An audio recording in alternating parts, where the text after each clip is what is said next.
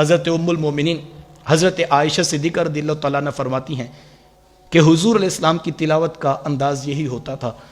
کہ حضور ایک آیت پڑھتے اور پھر رک جاتے، پھر دوسری آیت پھر رک جاتے، تیسری آیت پھر رک جاتے،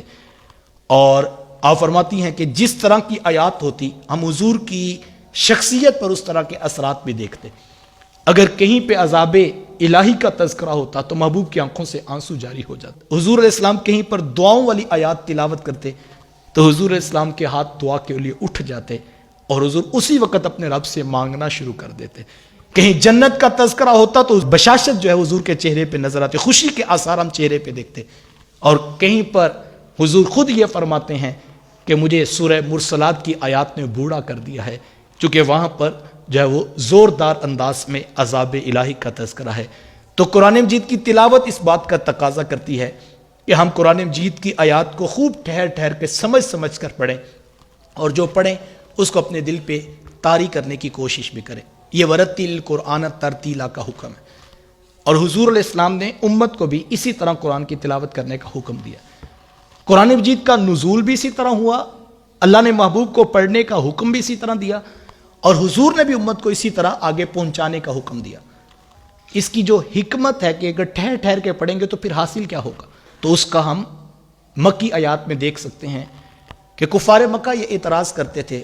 وقال الذین کفروا لولا نزل علیہ القرآن جملۃ واحدہ،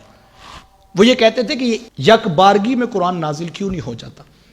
یہ تھوڑا تھوڑا کر کے نازل ہوتا ہے، یہ یک بارگی میں نازل کیوں نہیں ہو جاتا؟ تو قرآن مجید نے خود اس کا جواب دیا، یہ یک بارگی میں اس لیے نازل نہیں ہو رہا، کذالک لنثبت بہ فؤادک ورتلناہ ترتیلا، ہم اس کو نازل اس لیے ٹھہر ٹھہر کے کر رہے ہیں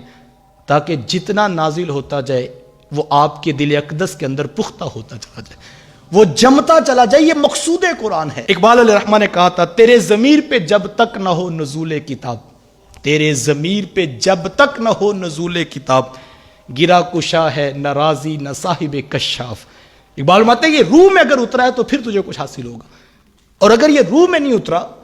تو جس طرح بھی تلاوت کر رہا ہے یہ تیرے ضمیر پہ دستک نہیں دے رہا، گرا کشا ہے، مشقت اٹھا رہا ہے، تجھے حاصل کچھ نہیں ہوگا، نہ راضی نہ صاحب کشاف، نہ وہ اسرار اور وہ رموز تجھے سمجھ آئیں گے،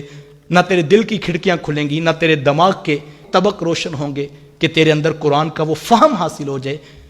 تیرے ضمیر پہ جب اس کی دستک ہوگی پھر تجھے اس کا نتیجہ حاصل ہوگا۔